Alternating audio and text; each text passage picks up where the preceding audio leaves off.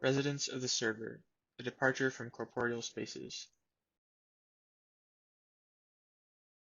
This presentation will be separated into two components, the first being the thesis argument, which explores virtual architecture and its ability to transcend the built environment, the second being the interactive design project, which is composed of an immersive single-player video game emphasizing the architectural, aesthetic, and performative qualities afforded by a game engine.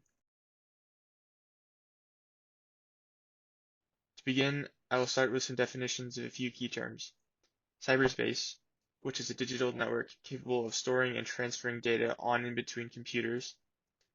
Virtual reality, a technology used to access digital content within cyberspace, often simulating how we experience physical space. Virtuality, having a virtual quality that is real but not physical, cannot be sensed but can be imagined. And virtual architecture, which for the sake of this presentation I am defining as any non-physical architecture. It can either be imagined or represented both digitally and physically. However, this thesis is primarily concerned with the digital representation of virtual architecture. Before introducing the thesis statement, these are a few key concepts to keep in mind. First is the idea of embeddedness, which implies that virtual reality cannot be fully separated from the physical world. Similarly, the mind cannot be fully separated from the body. This is a rejection of Descartes' mind-body dualism. Virtual reality affords an additional layer or extension to our physical reality. It does so by establishing a new set of constraints, different from those of the physical. This allows for the approximation of mind-body separation. Secondly, defamiliarization, which leads one to question their underlying assumptions of an object or idea, causing them to see their environment in new ways. Techniques of defamiliarization can be extended with the aid of virtual reality due to its immersion and dimensionality, as well as its lack of normative physical constraints. Third is Umwelt, which is the idea that all living things have a unique way of interpreting the world, guided by their biology or physical structures. Umwelt is each individual's subjective reality. Virtual architecture can be experienced through the approximation of a non-human Umwelt, resulting in spaces and experiences tailored to non-human entities. Lastly is ethno-relativism in regards to artificial intelligence.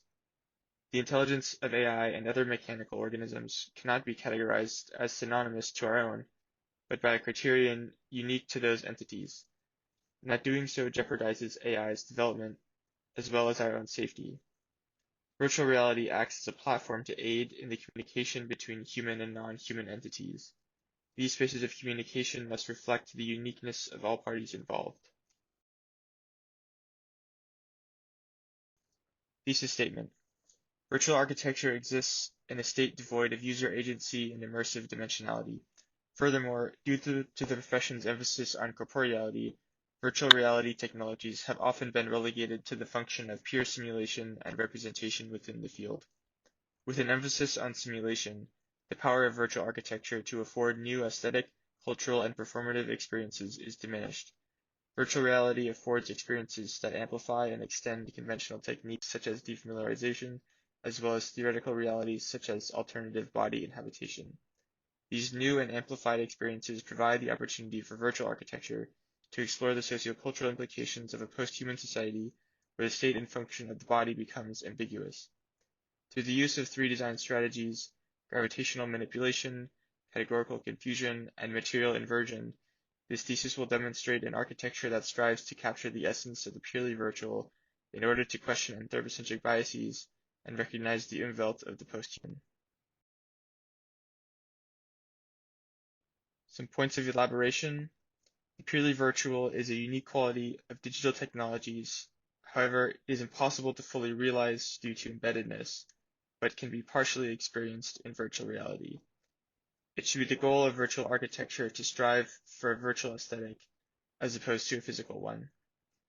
Alternative body inhabitation is a technique utilized in virtual reality that affords out-of-body experiences by creating situations that would be impossible or highly difficult to navigate using a human body.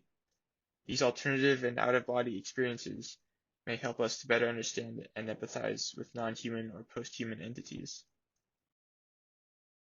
That brings us to the second component of this presentation, the interactive design project. The game begins in what appears to be a real forest environment. A layer of thin fog, in addition to conventional structures and systems found within physical environments, act as a veil, symbolizing our subjective biases spawned by our human Umwelt. However, once the player discovers they are in a virtual space, the fog is lifted, albeit not completely, and they begin to experience the Umwelt of the post-human and a sensation of pure virtuality. This new understanding is enabled partially because of the absence of a human body in virtual space. As the player progresses, their new sensibilities become more apparent, but they are never fully understood because of virtual reality's inability to fully remove the mind of the player from their physical body. Chapter 1: Design Strategies. As the true extent of the environment is revealed to the player, they are drawn towards three large mounds dotted throughout the landscape. These mounds house each of the three design strategies: gravitational manipulation, categorical confusion, and material inversion. Once all three levels have been completed, the central structure combines all three strategies into one cohesive experience. Here, disembodiment and alternative body inhabitation are discovered. Furthermore, beyond the immediate landscape, an infinite number of possible experiences begin to populate in the distance. For this demonstration, each of the three mounds represents a more diagrammatic understanding of the corresponding strategy. Strategy 1: Gravitational Manipulation. Perceptions of gravity are challenged as the player encounters an architecture unconstrained from a single directional gravity. In addition, the player is given agency by choosing the orientation of the space, as opposed to conforming to normative orientations and directions. Here, the tower appears to float, and once the interior space is revealed, the distinctions of wall, floor, and ceiling become ambiguous. In order to entice the player's interaction with the space, a simple puzzle mechanic has been implemented. The goal of the player is to transport all of the cubes through the tower by choosing gravity directions. However, for this demonstration, only a portion of the interior will be shown.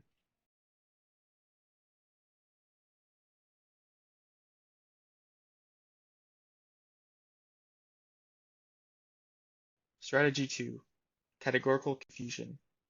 Distinctions between natural and artificial constructs are challenged. This is achieved by merging human-made and naturally formed constructs in impossible ways. For instance, a palm tree is merged with a skyscraper, utilizing existing patterns in each category to suggest one that is both new and indeterminate. In addition, scale is challenged, presenting the player with the ability to experience familiar realities at a multitude of scales. Category 3: Material Inversion. Objects and surfaces have no thickness, allowing for multiple objects to occupy the same space, as well as creating surfaces with only a single side.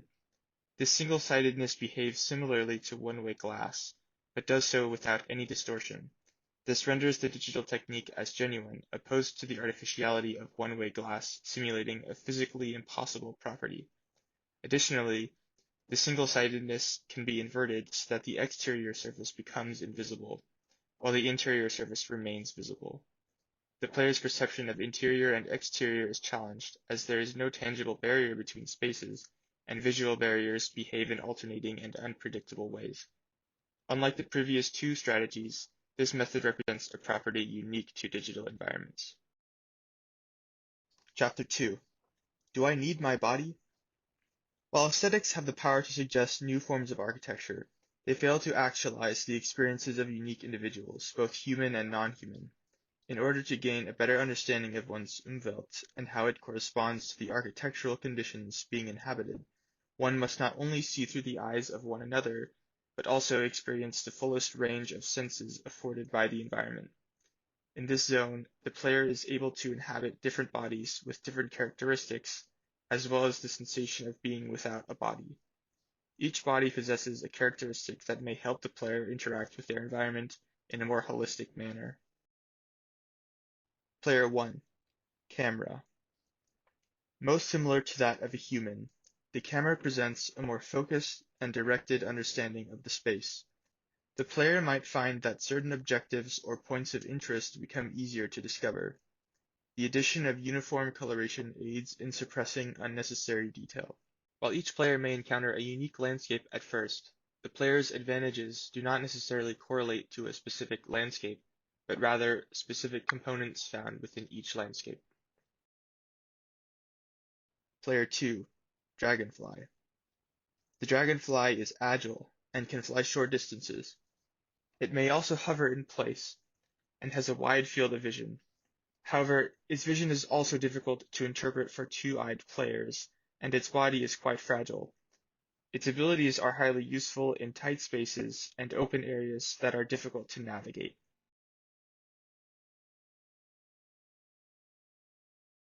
Player 3, Robot.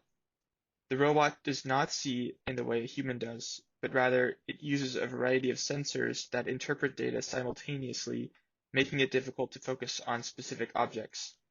While the sheer quantity of data being processed may be overwhelming, it also allows for the rapid discovery of useful properties and items. Additionally, its speed and endurance allow for rapid exploration. Player 4, Amoeba. The amoeba is slow and fragile, but has the ability to traverse any obstacle and enter any space. The amoeba can move vertically along walls and fit through narrow cracks. It can also multiply rapidly and change shape, allowing for access to locked areas. However, its lack of optical vision makes navigation quite difficult. Once all players have been unlocked, the entire level will be open for exploration, allowing for a return to previously explored areas with a new set of perspectives. Player 5, Antibody. While lacking a body would allow for a multiplicity of abilities, here it has been constrained to a series of different perspectives, affording the sensation of being an acute observer from many angles a single body could not perceive. The field of vision also varies, and can rotate 360 degrees in any direction. The landscapes are composed of both natural and artificial materials, with varying textures and colors, including wallpaper, bubble wrap, polystyrene, and many more fragments of corporeal spaces. Chapter 3, The Singularity. Upon entering the final space, a culmination of potential realities that can be accessed by the player emerge. Objects, surfaces, and materials behave in strange ways as they are compressed into a single point. From here, new experiences can be discovered, further altering the player's perception of reality. Even though the space affords wildly new possibilities, it is ultimately constrained by the human body's ability to sense and perceive reality. Ultimately, the player is unable to truly experience bodilessness outside of the virtual environment. It gains a new perspective on what it means to be human. In conclusion, architecture must react to our increasingly digital world by providing new interpretations and representations of space beyond the hegemony of the built environment. We must also resist the urge to utilize virtual reality technologies purely as a modality of simulation, but as a tool to create new architectural realities separate from the built environment.